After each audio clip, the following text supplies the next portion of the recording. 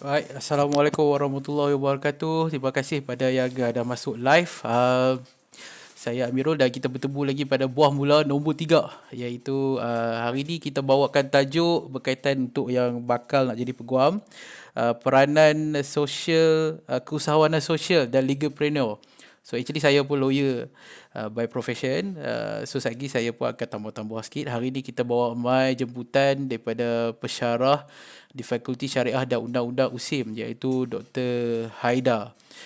Dr. Suhaida ni merupakan penyelaras klinik bantuan guaman di USIM, dan saya dah berkawan dengan Dr. Suhaida I think masa saya degree, dan Dr. Suhaida masa tu master di UKM.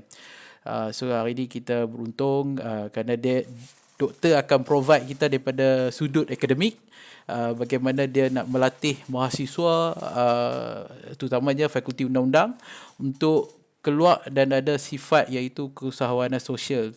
So legalpreneur saya akan tambah-tambah nantilah untuk dengan Dr. Syed Haida. So terima kasih pada yang komen ni, Cik Ail, terima kasih. Assalamualaikum warahmatullahi.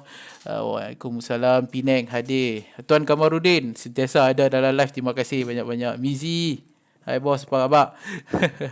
Waalaikumsalam Tuan Hafizam. Oh, Ayah Chong, terima kasih hadir. Amat-amat berbesar hati. So tanpa saya buang masa, kita jemput Dr. Suhaida untuk ke live. Assalamualaikum. Waalaikumsalam warahmatullahi wabarakatuh. Hati saya. Aduh. Okay. Saya panggil doktor lah dua ni. Kawan-kawan je kan.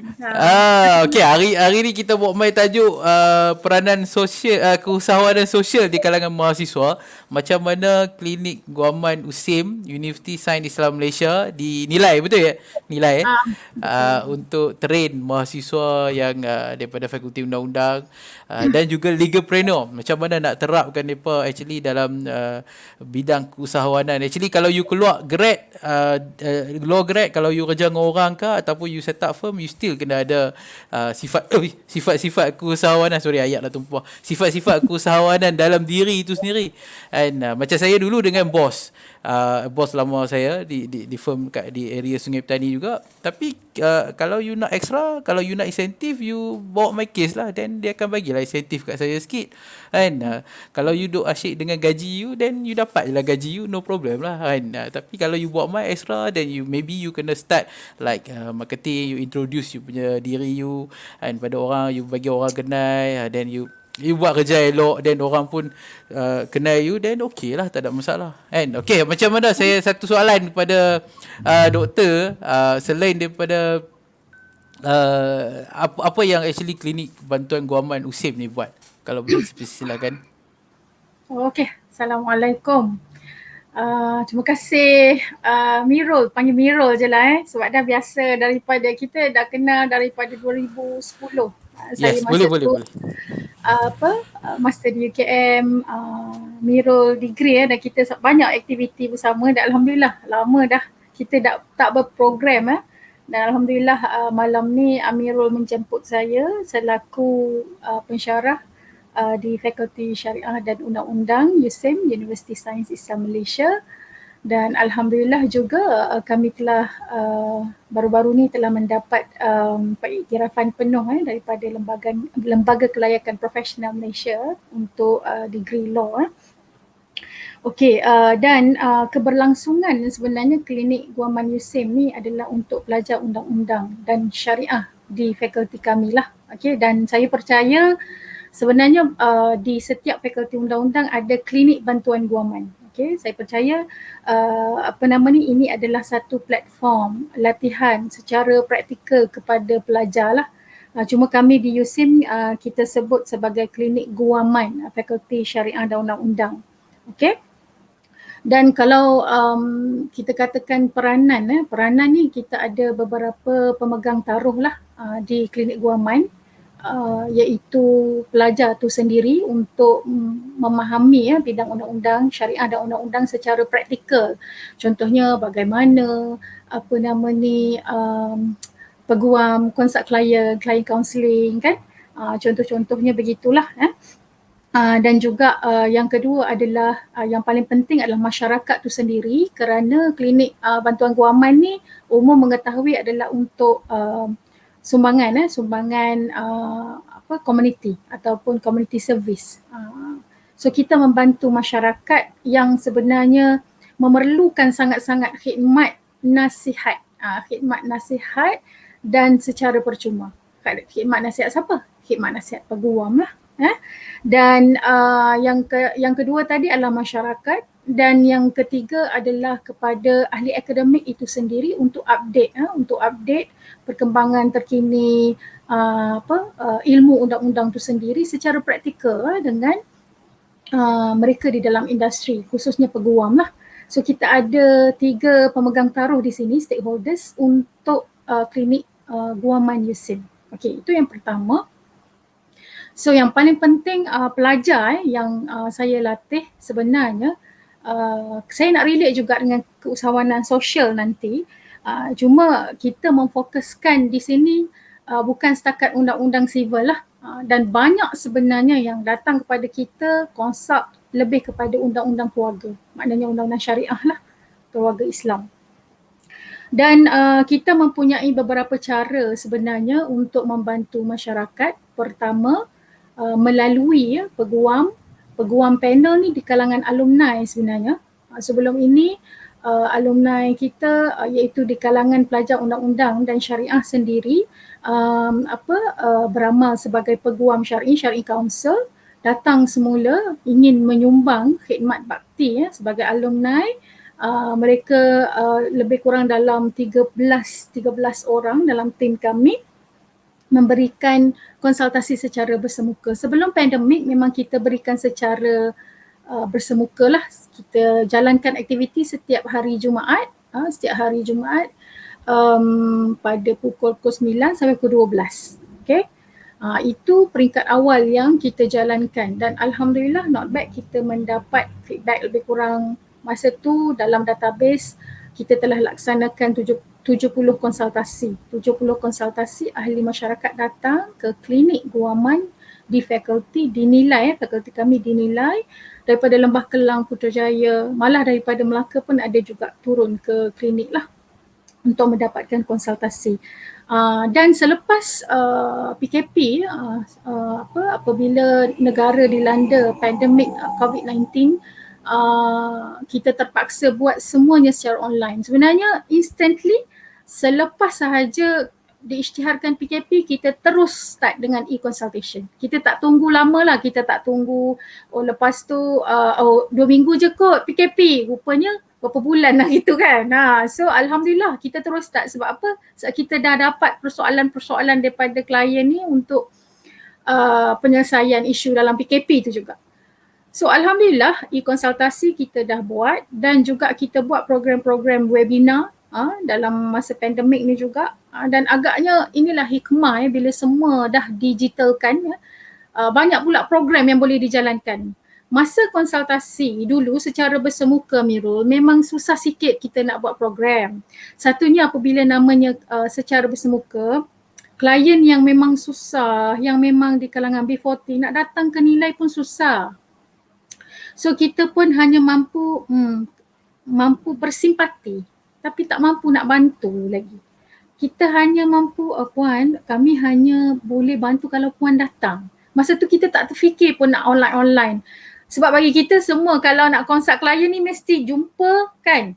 Dia bawa dokumen ke apa, itulah perspektif sebelum pandemik ni kan. Yes, betul. Tapi rupanya boleh pun sebenarnya kita jalankan e-konsultasi, dan sekurang-kurangnya boleh mengurangkan beban masyarakat lah.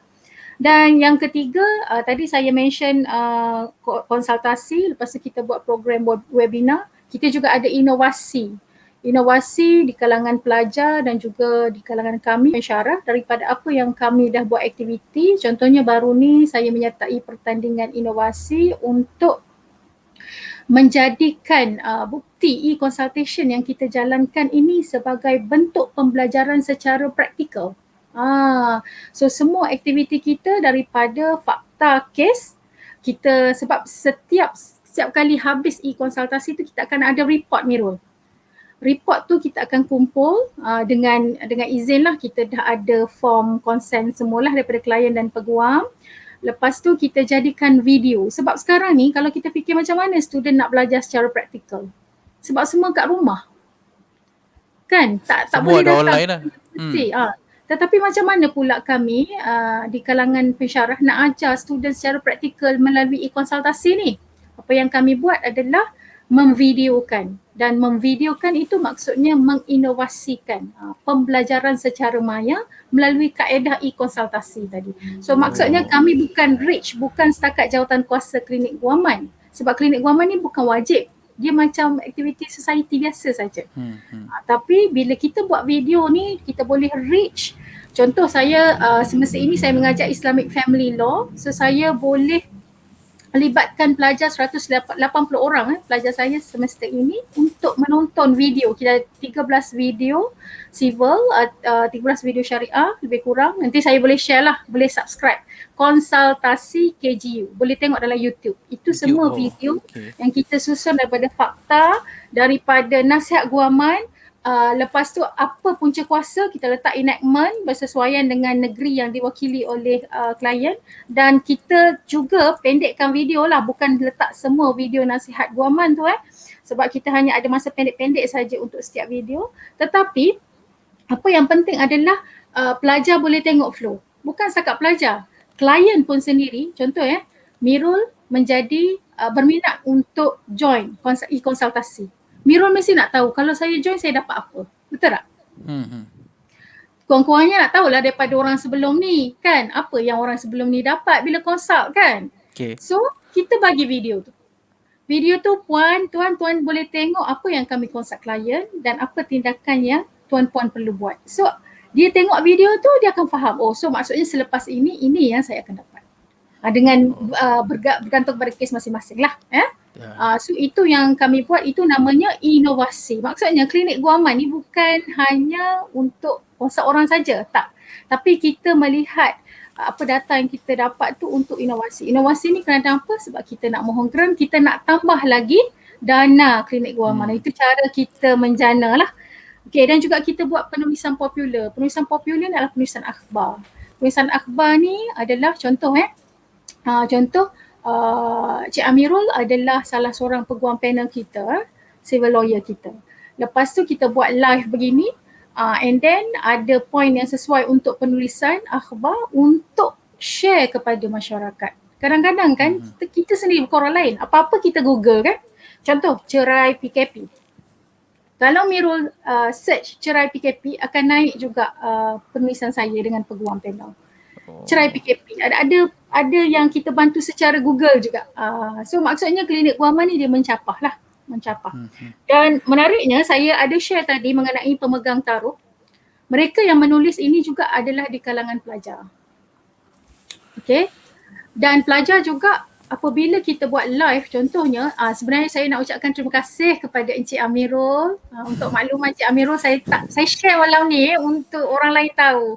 Saya sebenarnya inspired dengan Encik Amirul 14 hari tanpa henti buat live ya. Saya akan diteruskan buat live, saya inspired dengan dia. Nak buat malam-malam? Tiap-tiap hari buat? Tiap-tiap malam. Petang tadi ada lah kan? Dahsyat. Saya pun gunakan pendekatan yang sama. Why not kan, manfaatkan sebab peguam sekarang masih lagi free, walaupun saya agak terlambat lah, saya dalam fasa kedua lah PKP. Tapi syukur kita mendapat kerjasama daripada peguam panel. Okey boleh. Wah, menarik juga ni. Jadi saya sebagai moderator lah, jarang-jarang lah jadi panel kan. Kita tak jadilah panel sebab kalau boleh nak manfaatkan peguam tu yang bercakap kan. Jadi kita mengambil peluang buat live. Live ni sebenarnya perkongsian sangat instant dan sampai. Itu yang saya suka bila Mirul sendiri share. Baguslah Mirul share ni. Boleh tiruasi. Tiruasi? Tiruasi. Oh ya, tiru lah, senang. Tiru. Alah, tak apa. Lepas tu sebab kadang-kadang kan itu yang saya cuba nak bagi tahu peguam kan. Kadang-kadang kita tak tahu amal kebaikan yang mana yang boleh dapat bagi manfaat pada orang lain. Saya nak cerita Kak Mirul mengenai kawan saya, bagaimana video dia bungkus ketupat.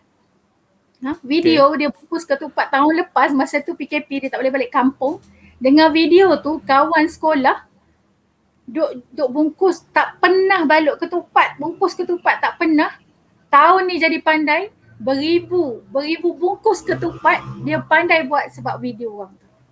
So saya cuma nak bagi tahu Kak Amirul, saya nak ucapkan terima kasih kerana Mirul inspire saya untuk buat live. Saya tengok benda tu, Allahu Akbar.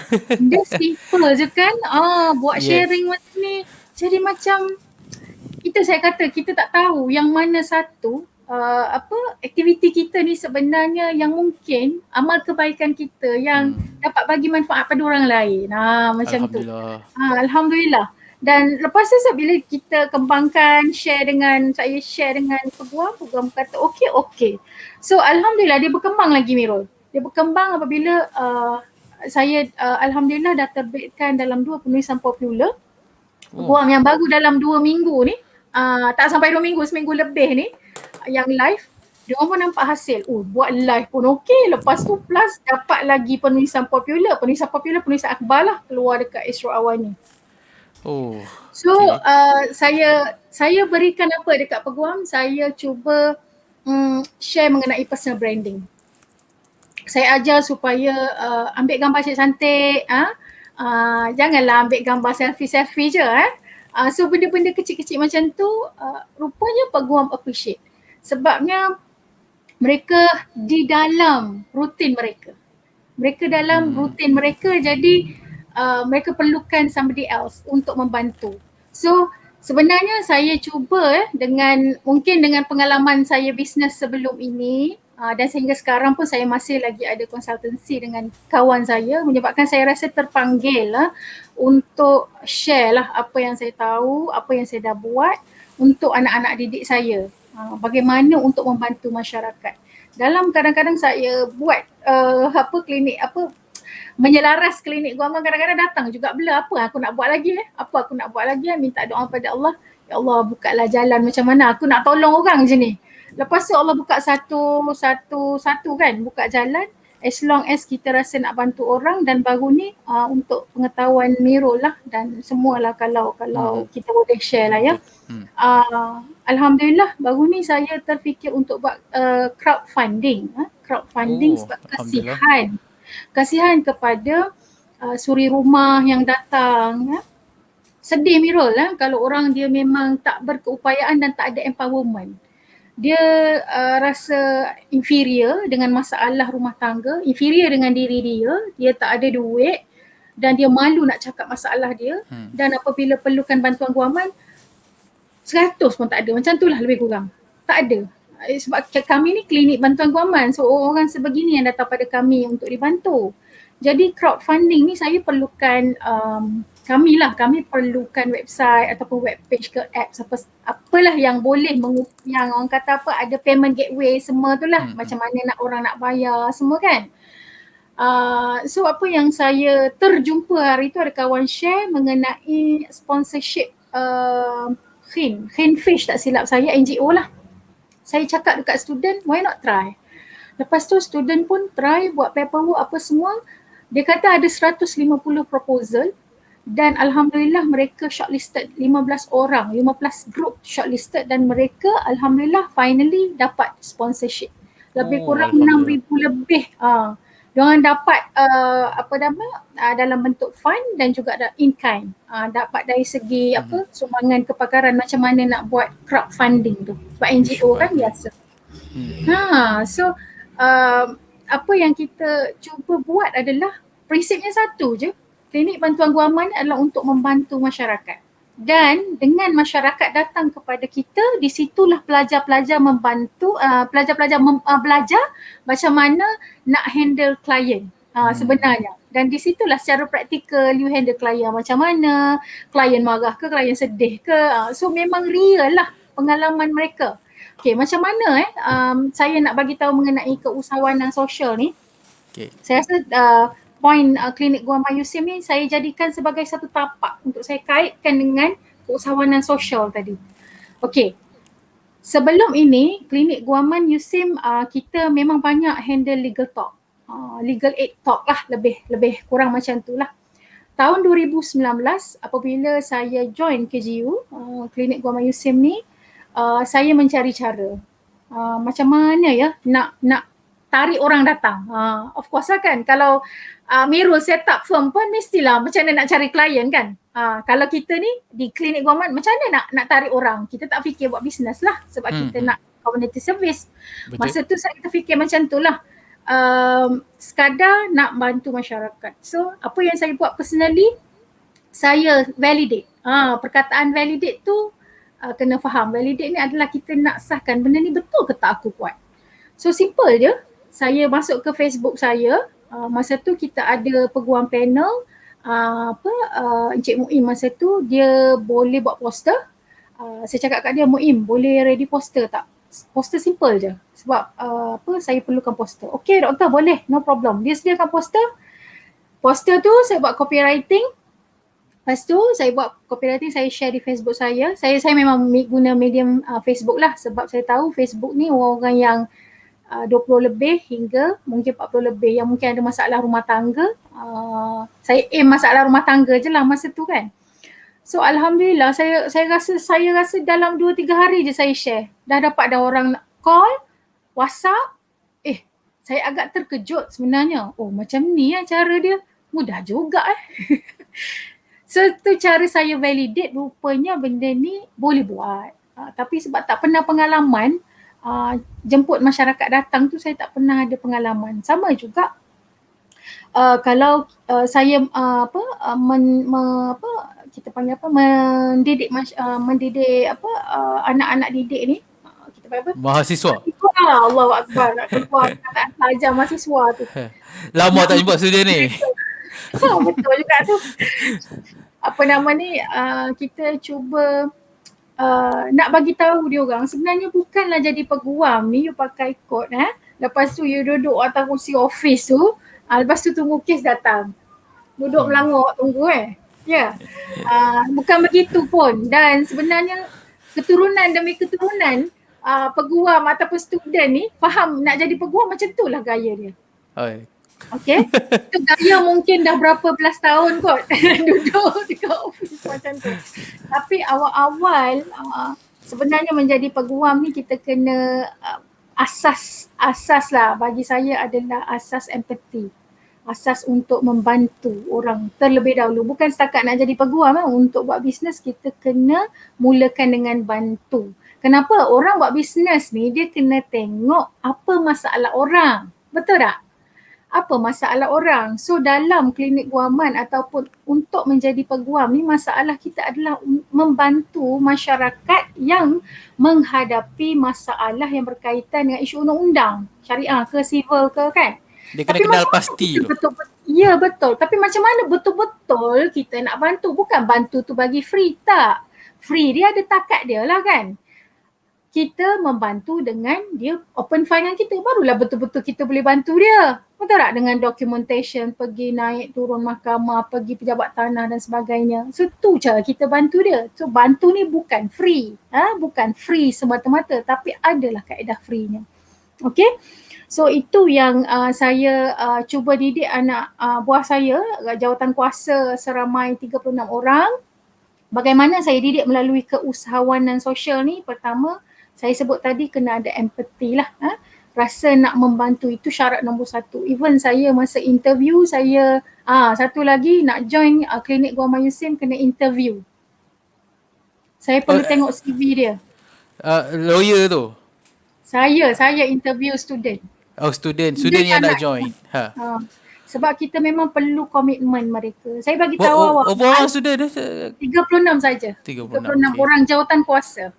Kita sebut jawatan kuasa, nanti saya akan terangkan apa jawatan kuasa yang berasaskan saya nak train keusahawanan sosial ni. Okey, apa nama tadi? Apa tadi saya dah cakap Mirul, lupa dah. Saya boleh lost. Siap. Pakai jam. Okey. Dengan host lupa. Dengan host. Ya tak apa. So daripada training yang kita nak bagi kepada student tadi, Sebenarnya asasnya nak tarik pelanggan ataupun nak tarik klien datang je. Okay. So macam mana? Kita kena ada elemen marketing. So pengurusan keusahawanan sosial ni kita nak membantu masyarakat. Tapi macam mana masyarakat nak tahu kalau kita tak guna entrepreneurship skill? Betul tak? Okay, masyarakat nak tahu. Okay, so kita kena tarik perhatian dia. Macam mana? So adalah jawatan kuasa marketing dan publicity. Betul tak? Betul. Even mana-mana bisnes pun perlukan tim marketing. Kan? Betul. Lepas tu, apabila tim marketing ni pula dia nak share ke Facebook, dia nak share apa? Dia mestilah ada poster, ada video, ada tools of marketing. Kan? So, kita sediakan jawatan kuasa multimedia untuk uruskan semua tu. Okay? Contoh, kita ada live. Setiap hari kita ada live. Siapa yang buat poster? Takkan saya nak buat poster kan? Saya pun tak reti. Lepas tu, apa yang kita ada adalah team. Teamwork is power lah. Sebabnya memang orang yang pakar, saya memang dah interview mereka di dalam kepakaran yang berkeperluan lah untuk multimedia, contoh Adobe, Photoshop ke kan, AI ke Canva ke, at least lah. So mereka boleh lah poster. So alhamdulillah okey lah. So mereka lah yang akan design poster dan buat video semua. Okay, so marketing akan guna poster dan video untuk buat marketing. Marketing kat mana? Marketing free cost marketing saja. Kita tak buat marketing berbayar. Kita tak ada duit untuk buat marketing berbayar sebenarnya. FB ads tak usah. Tak ada. Kita tak buat FB ads. Kita tak buat FB ads sebab apa? Saya nak didik anak didik saya ni, student saya untuk belajar gunakan apa yang ada sahaja. Guna apa yang ada di tangan. Banyak kok yang free Facebook group ada, Facebook personal ada, WhatsApp status ada, story ada, macam-macam yang kita boleh share sehingga dapat capai attention masyarakat tu. Okay, apabila masyarakat datang, siapa nak uruskan? Betul tak? Sebelum nak datang tu, siapa nak contact orang tu? Kan? Klien mungkin orang awam akan PM di page Facebook Klinik Guaman Yusim. Siapa nak handle orang yang PM tu? So kita ada jawatan kuasa customer service. Jawatan kuasa customer service yang akan handle klien ni. Okay. Seramai lebih kurang 6-7 orang. Ramailah. Syariah lain, civil lain lah. Okay. So mereka akan belajar macam mana nak handle klien yang pelbagai ragam ni. Okay, contohnya menarik juga cerita student pagi tadi. Pelik sungguh, dia PM kita beria kan. Ingatkan nak buat konsultasi. Lepas tu bila kita minta share maklumat nak share masalah dia, tak nak, saya tak sudi untuk share. Okay, tak apa, itu je lah kita boleh bantu kan. So macam-macam lah Dia nak orang mendengar, orang nak mendengar. Tapi itulah sebenarnya ruang pembelajaran pada student. Sehingga dia pun macam pelik, kenapalah kakak ni dia PM kita bukan main lagi rupanya kan. Macam itulah cerita-cerita yang kita nak dedahkan kepada pelajar supaya belajar lah. Itu saja. Dia kadang-kadang Kak Dr. Saidah. dia kalau betul je, memang kalau klien ni whatever, kita macam mana nak handle manusia punya PL lah. Dia datang dengan macam-macam. Kan, dia datang, dia ada yang senior, dia tengok kita muda, senang makan. And then macam mana you nak stand firm benda tu. Ada juga yang duk PM di Facebook, dan macam mana you nak handle. Saya jarang, saya memang takkan bagi advice dalam phone, over Facebook, PM whatever tak, saya kata my office unless lain ni tak boleh lah, lain ni kita buat online. Alright, kata teruskan. Kadang-kadang bukan apa, Mirul pun faham kan, orang WhatsApp ni dia cakap apa yang dia rasa itu yang dia perlu cakap dan share kat kita. Sedangkan ada banyak benda yang kita kena tanya dia. So WhatsApp ke PM ke tak boleh menjawab, walaupun ramai yang nak instant jawapan. Tak, kita tak boleh bagi instant respon sebab takut misleading. Apa yang kita buat adalah memang kita minta dia isi form, Google Form untuk database. Database is king lah kalau orang bisnes kan. So database kita nak tahu berapa masuk sebagai database dan berapa e-konsultasi daripada database.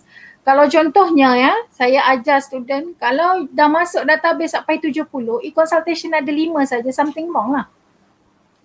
Betul tak? Kalau dalam bisnes hilang klien lah tu. Memang kena ketuk kan kat bos kan, betul tak? Tapi maksudnya kita cuba nak bagi tahu ada something wrong sebab kita ada data. So kita simpan database elok-elok supaya benda ni pelajar boleh appreciate sekecil-kecil benda yang kita buat ni sebenarnya sangat signifikan untuk pembelajaran you all.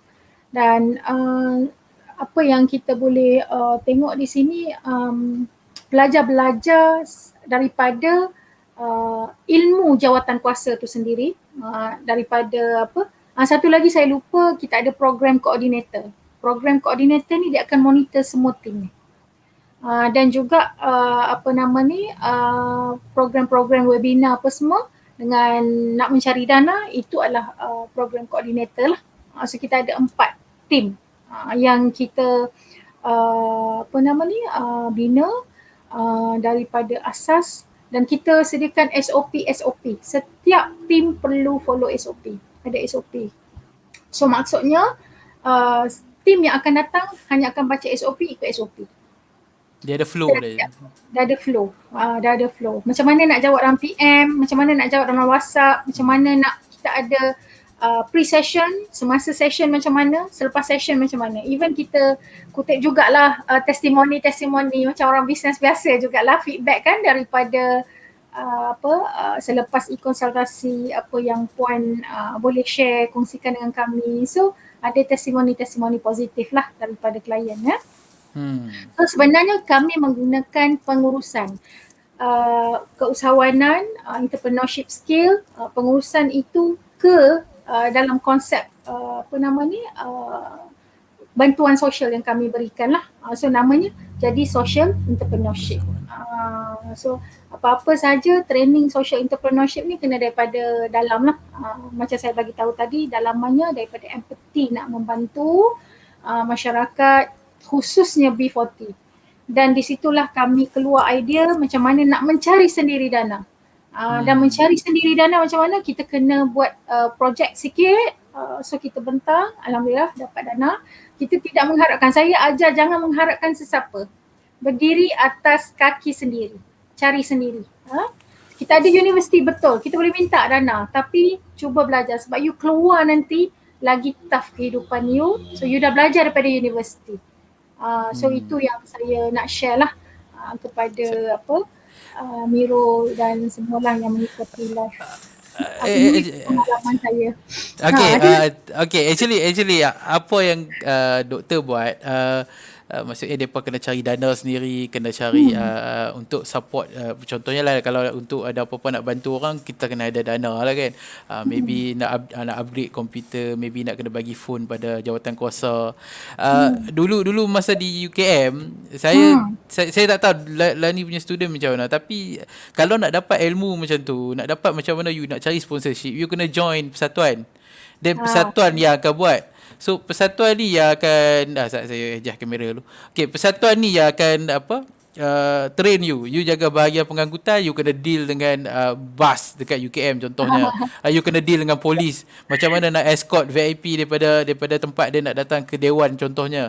Kalau you jaga bahagian duit, yang tu pun you kena tera mana you dah dapat dana. So kami kalau buat legal, actually kami akan dapatkan dana daripada law firm and journal, contohnya LexisNexis, e-law. Depa ni yang kita hantar proposal untuk kita dapatkan apa-apa dana yang ni. Actually yang Kak Da buat ni almost like same. Dia ada satu persatuan, tapi yang ni dia deal dengan klien.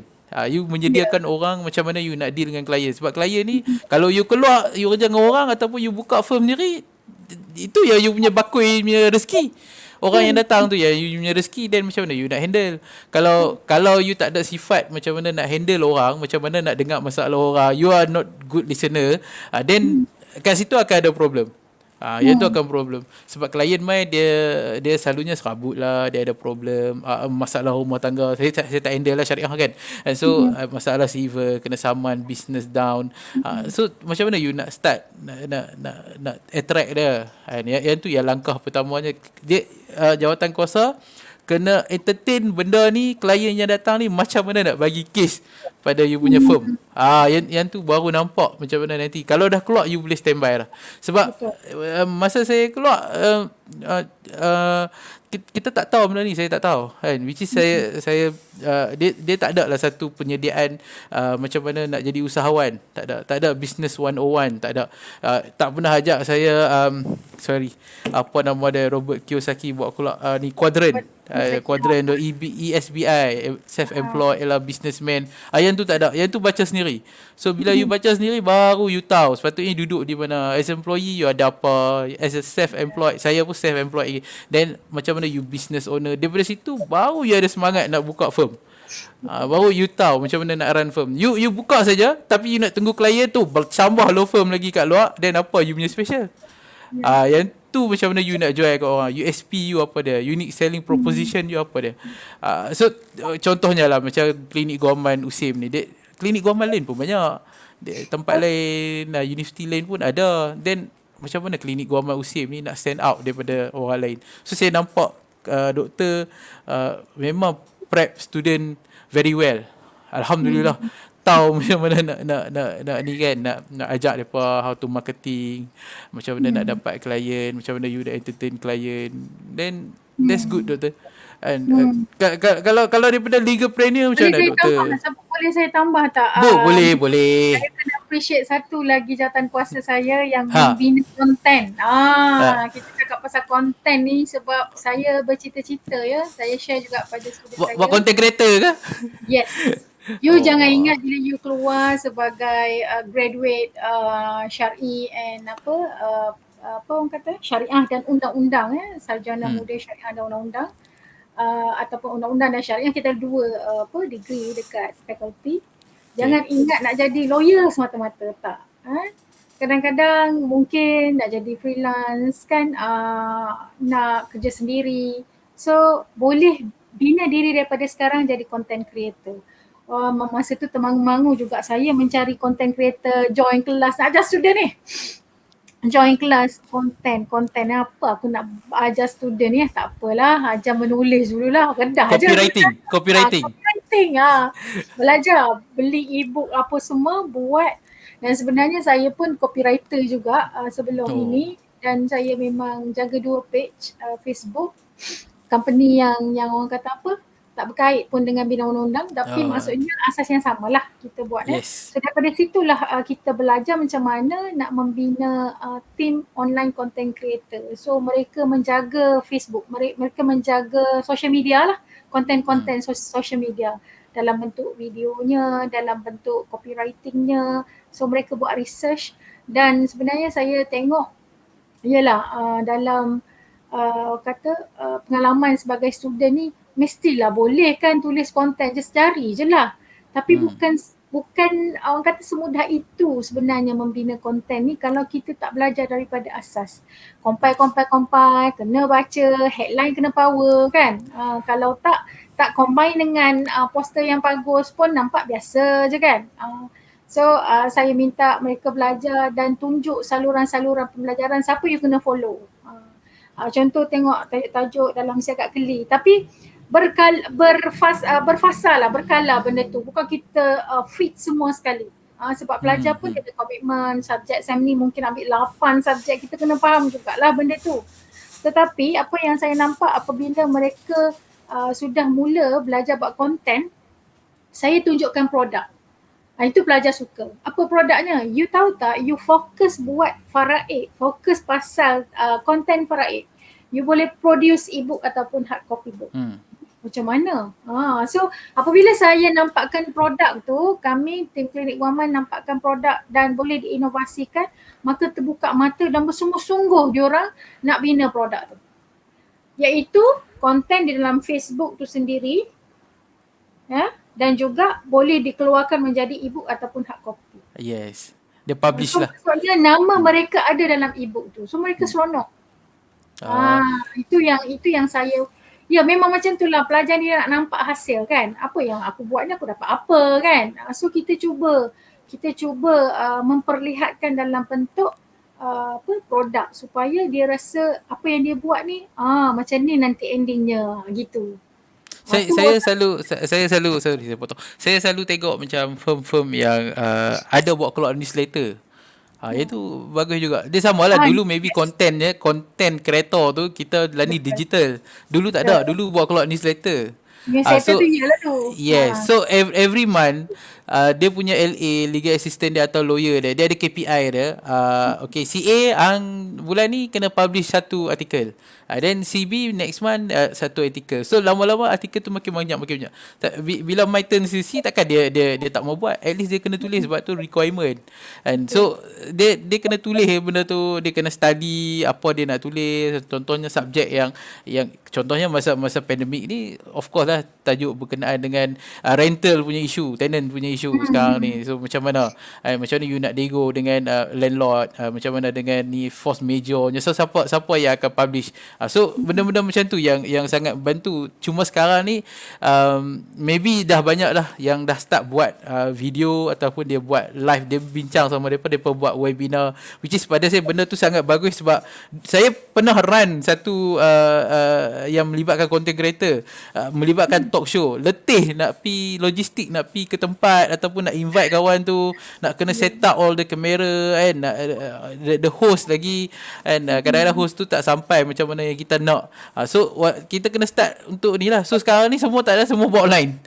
Saya pun kita boleh pakai play card saja, no problem, tak ada masalah kan. So orang tak tahu. Sebab tu saya kata, bila tadi doktor sebut saya boleh start masa 14 hari lockdown tu adalah sebab saya kata dah court pun tak jalan kan, banyak benda pending dulu. Saya kata why not saya buat je tiap malam. So, Betul. daripada itu kesinambungan tu saya jalankan sekali. So saya start buat buah mula. Alhamdulillah lah nombor 3. InsyaAllah lah kita continue. Maybe Betul. next time boleh jemput lagi. Jemput InsyaAllah, doktor. insyaAllah. Boleh, boleh. And Sebenarnya so, berkongsi pada pengalaman yang yang dah dilaksanakan ni, mungkin orang kata lebih lebih signifikan lah kan, sebab apa yang dah dibuat ni, bila kita bercakap ni insya-Allah ada lagi Allah tambah idea-idea baru kan apabila kita kongsi. Saya mengharapkan macam tu lah bila buat live apa lagi idea-idea baru ni kan, tapi kita terus je buat kan, kita terus je buat. letih jugalah. Letih tu usailah tak letih ya. Tapi benda tu sebenarnya jalan-jalan tu Tuhan tunjuk lah. Tuhan tunjuk sebenarnya. InsyaAllah. Dia saya tambah sikit lah, selain daripada bisnes yang kita terapkan kepada student, supaya dia keluar tu dia ada ciri-ciri keusahawanan dia, macam mana empathy, nak tolong orang. Dia pun ni actually kena baca buku. Memang banyak kalau you as a business owner, you buka, you set up firm, memang banyak yang kelas-kelas kat luar buat, yang charge whatever 20,000 ke apa. Actually dalam buku dalam buku yang kena tahu nak baca buku apa. So buku yang memang nak spark saya buat business adalah buku Robert Kiyosaki, Rich Dad Poor Dad, yang tu first. Then daripada start situ ada few books lain lah, and ada banyak lagi lah. Trump pun saya baca, and then kalau you nak go deep lagi, you baca Napoleon Hill, and Napoleon Hill lah, betul ikut. Then Think and Grow Rich. yes, okay. Lepas tu kalau kata you keluar, tapi student dia kena tahu macam mana nak handle orang. Okay, so bila nak handle orang ni, bukannya setakat you nak handle client, you kena handle colleague you. You kena handle boss you. Boss you ada karakter dia sendiri. You punya colleague ada karakter dia sendiri. So ada certain book yang menceritakan tentang PL manusia ni. So antaranya yang saya boleh recommend adalah you baca Mastery by Robert Greene. Another one is The 48 Power of Law by Robert Greene juga. Dua buku ni at least you tahu macam mana you boleh baca lenggok orang. Apatah lagi kalau you masuk kerja, you ada yang senior sikit pada you, dia akan suruh you buat kerja, tapi yang akan take credit this guy. You tak ada more dalam tu lah. So macam mana you nak make sure your boss tahu kata you pun part of the team. Iaitu orang panggil politic office lah. And at least you kena baca supaya lama-lama orang tak guna you, and then you rasa letih, lama-lama you burn out, then you quit lah. That's kind of problem. You tak baca apa yang PL manusia ni actually kat benda tu dalam bisnes boleh pakai, kalau you join politik you boleh pakai, and banyak buku-buku yang menunjukkan benda macam tu. dia kena baca lah dalam mastery. Dia akan ajak macam mana you first you kena ada apprenticeship dulu. So apprenticeship you kena how to select your master, then macam mana dengan master, macam mana you nak duduk dengan dia, then lama-lama bila you dah hebat sikit, you dah terror sikit, macam mana you nak keluar daripada shadow master you. Tapi dalam buku another book dia akan kata don't outshine your master. So you tak boleh lah duduk depan boss you nak tunjuk. Ada orang dalam group depan bos pun dia tunjuk terror. Dia lagi pandai. So janganlah sampai you sakitkan hati dia. Tak boleh buat macam tu. You kena respect dia. Bos you, tok guru you, you ambil ilmu dia. Free lah kot. So benda-benda macam tu you kena start cari buku untuk baca selain pada buku bisnes. Sebab bila keluar kadang-kadang kita tak ada mentor yang problem ni. Tak ada mentor. Then you langgar lama-lama you tak larat, then you quit macam tu sajalah. So saya tengok kalau daripada segi USIM provide ni melalui klinik Guaman ni, saya rasa another stepping stone untuk ada yang berminat untuk buka law firm sendiri. And dia keluar maybe after the chambering kan, then saya pun lepas chambering then saya boleh buka dah. You ada semangat. Mirul itu terus buka kan? Saya sempat masa saya pegang license lawyer tu bulan 1 sampai bulan 9. Saya kerja dengan firm, then bulan 11 saya quit, saya buka. Sesempatlah sekejap. Cuma chambering saya lama dengan dia. Saya nak tambah sikit yang Mirul bagi. Tambah banyak tak apa, tambah banyak tak apa. Membaca, Masya Allah, itu sangat orang kata syarat nombor 1 lah. Nak jadi apa-apa pun kena ikrar, kena membaca. Kalau kita kata membaca, kita tak feel sangat. Tapi orang bisnes kena membaca. Sebabnya banyak tips, banyak semangat, banyak kekuatan daripada pembacaan buku-buku bisnes. Contoh banyak yang saya ingat masa belajar dulu, saya join satu bisnes networking yang mana dia tak banyak cerita pasal produk, tapi dia suruh tim dia membaca. Saya duk fikir masa tu, apa nak baca buku? Kita kan ada produk, jual lah produk kan. Kita faham macam tu. Oh, rupanya tak begitu. Dia nak basuh otak kita ni dulu. Yes, mindset tu dulu. Mindset tu kena betulkan dulu. So bila kita membaca, dia datang daripada dalam. Saya ingat masa saya baca tu basic ada beberapa buku lah saya baca, antaranya Think and Grow Rich, antaranya awal-awal dulu masa Napoleon kan? Napoleon Hill. Napoleon memang best lah. Buku-buku The Magic of Thinking Big, macam-macam lah buku-buku yang saya rasa macam saya mustahil saya nak cari buku tu kalau tak disuruh. Masa tu saya baca tak disuruh. Buku Napoleon Hill tu actually kalau kopi-kopi yang lama, yang lama, dia ada satu part dia puji Nabi Muhammad tau punya bisnes. Tapi yang baru-baru tak ada lah. Yang kopi-kopi baru tak ada lah. Memang asalnya memang dia sebut dia model terbaik lah Nabi Muhammad. Yes. Lepas tu kalau buku sekarang Start with Why. Okay, Start with Why, Simon Sinek. Banyak buku yang kita sebenarnya boleh belajar, dan saya pun membaca untuk train student. Membaca juga sebab kita dan join juga program-program. Contoh hari ni saya join program kembali bercinta. Cinta dengan siapa? Dengan buku. Tak. Saya kita tambah ilmu. Doktor yang join. Kita kita macam mana nak cakap yang datang klien kita ni orang yang dah give up dalam rumah tangga. Kadang-kadang bukan dia nak tahu pasal undang-undang je, dia nak suruh kita dengar je. Yes, betul. Itu tugas saya lah, dengar je. Kalau nak bagi part nasihat apa semua bukan saya untuk makluman, bukan saya yang advise klien. Yang betul-betul advise klien, yang layak advise klien adalah peguam. Memberi legal advice. So peguam syarat ni peguam civil yang akan terlibat di dalam konsultasi tersebut lah. So apa yang kita buat semasa konsultasi tersebut, klien, peguam dan juga pelajar. Pelajar Pelajar. masa tu akan jadi host dan juga akan ada sebagai pembantu peguam iaitu pelapor. So host tu akan bertindak sebagai, dia akan maklumkanlah TNC apa ni, konsultasi semua ni, privacy, tak boleh ambil gambar apa semua, dan kita juga akan record, minta izin dengan dia, semua tu SOP. Kita ada SOP kita. Lepas tu peguam pun sama juga ada etika dia jugalah, tak bolehlah nak advice tu duduk dalam kereta ke apa kan, kena ada tata cara jugalah Oh, lepas okay. tu ada tata cara sebab kita nak menghormati kan klien kita. Lepas tu satu lagi apa ni kita pun kena minta izin lah, yang peguam, pembantu peguam iaitu di kalangan pelajar akan menulis laporan. So itu adalah data untuk klinik guaman lah.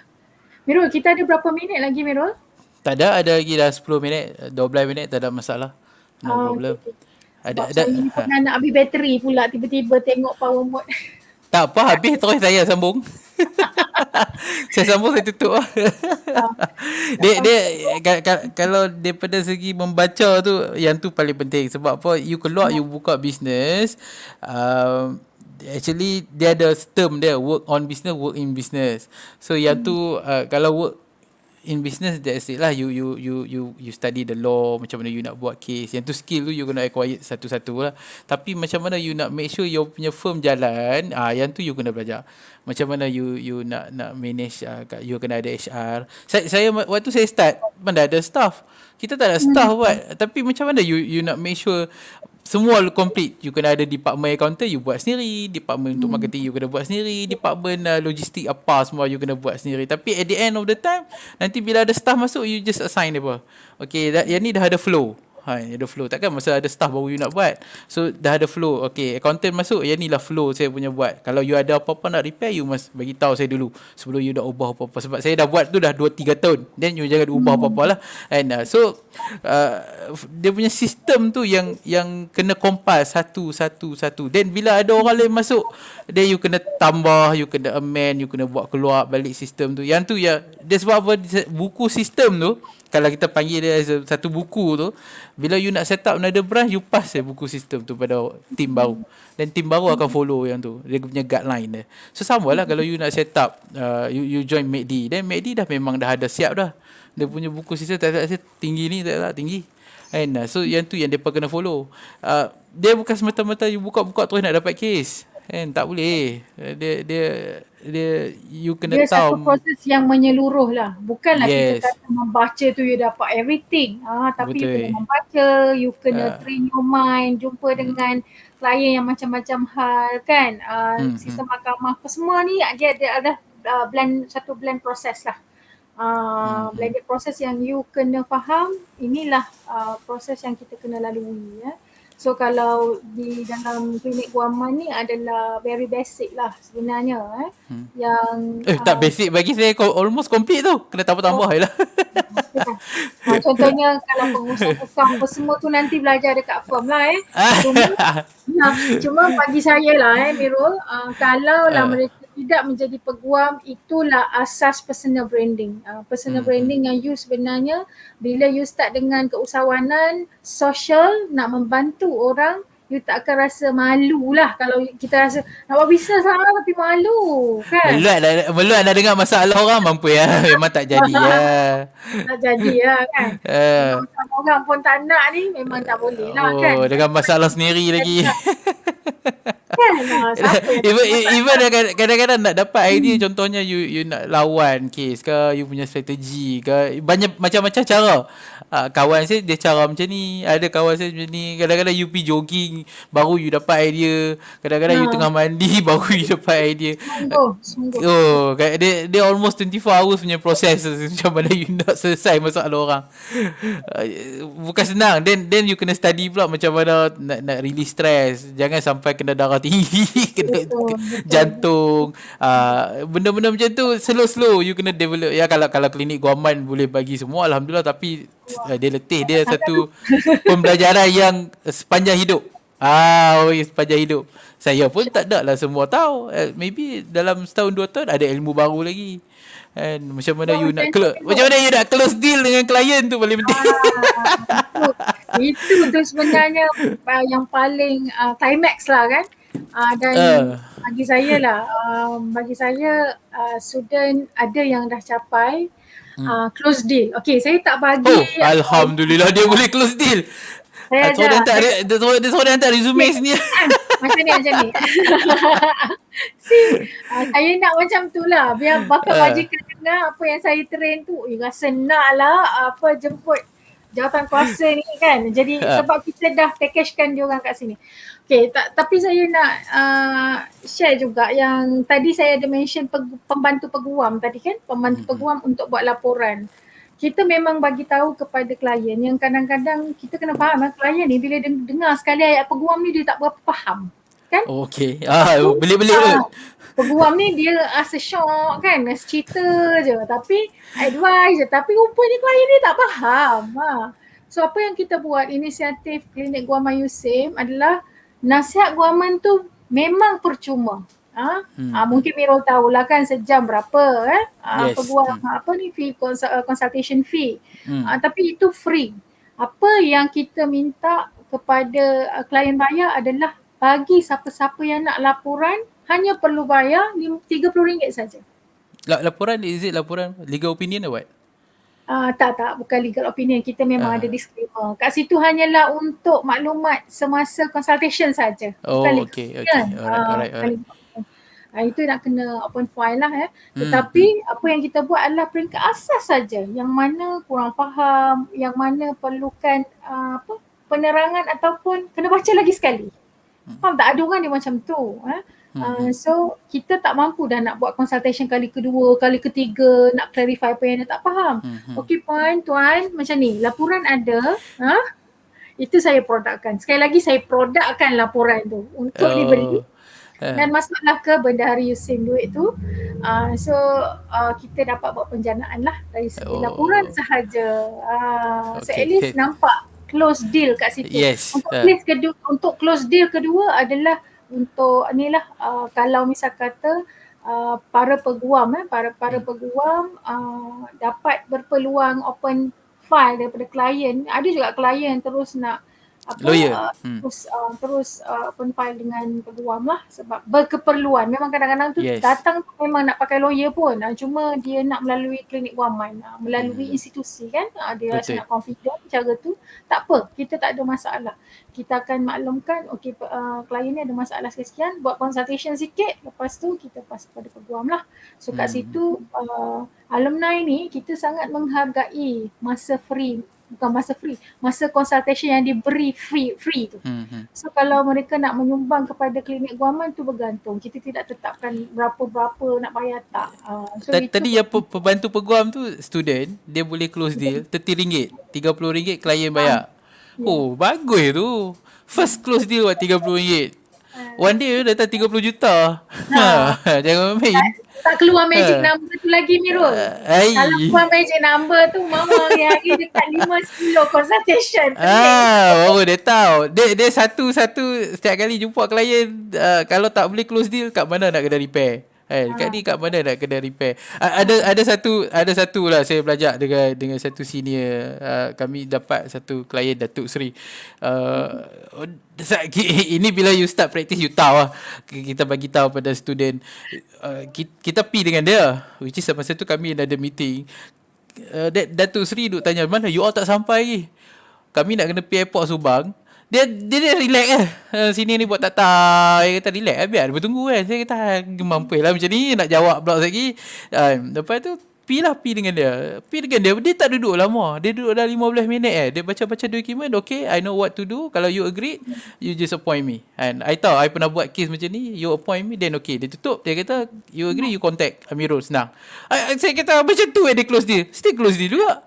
Saya kata aduh, what skill like that lah kadang-kadang. Saya kadang-kadang dulu punya style kena duduk lama, dia takkan nak buka bicara sampai ke K, duduk 2 jam 3 jam. Kadang-kadang tak nak lah. Lah ni semua dah boleh buat Kita tahu time mana klien tu main, problem dia apa, solution dia apa, then baru kita start. Okay, then option you open file lah, then yang ni baru I boleh buat.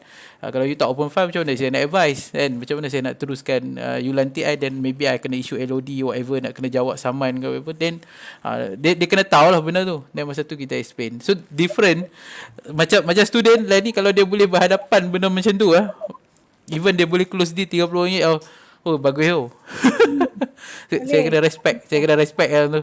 And kena Sebab something saya lah. latih dia orang untuk cari sendiri dana, cari sendiri duit, jangan bergantung dan jangan mengharapkan apa-apa. So memang kena bina binakan diri, bina mental yang strong. Kalau kena marah tu, saya menetapkan isu termination ke apa semua tu akan wujud di dalam klinik Guaman ni. Tak perform, terminate. Tak perform, okay. KPI tak sampai, terminate. Oh, okay. Saya memang orientasi seperti mana keluar lah. Tapi actually one day maybe kalau one day lah, Alhamdulillah saya tengok klinik Guaman musim ni nampak ada something different. So kalau one day orang tahu grad USIM, kalau you ada dalam you punya resume, you ada klinik Guaman USIM, yang tu extra. Sebab saya kalau orang main interview nak jadi LA kan, nak jadi staff, saya tak tengok result pun. Saya akan tengok apa aktiviti dia buat kat universiti ke, dekat ni. Kalau you punya aktiviti dia satu saja, walaupun result dia 4 flat, saya kata ini confirm pergi kelas balik kelas ni. Macam mana you nak deal dengan manusia kadang-kadang, sebab you dekat luar, contohnya dalam law ni, you deal dengan manusia. You kena deal dengan opponent, lawyer, you kena deal dengan hakim yang kadang-kadang banyak juga PL-nya, then dengan opponent lawyer satu, dan dengan klien lah. And then kalau you buka firm lagi lah, you kena deal dengan staff you punya staff punya problem. And so banyak benda lah actually. Kadang-kadang mereka tak ambil aktiviti dekat universiti tu, sayang. Dekat situ you belajar macam mana you nak handle orang. Okey kot. Saya sekejap, sekejap pun dah habis lah. Dah habis dah? Okey. Sebab ada tu ada 6% lagi. Tak apa. Alright. Terima kasih kepada Dr. Saida join. Alhamdulillah. And nanti kita akan panggil lagi. Esok pun kami akan live lagi. Apa-apa nanti join balik lah. And kalau kata ni. Okey, baik. Sudi jemput. Yes. Okey, baik. Pada semua terima kasih. Kita end live lah. Baik. Assalamualaikum warahmatullahi wabarakatuh.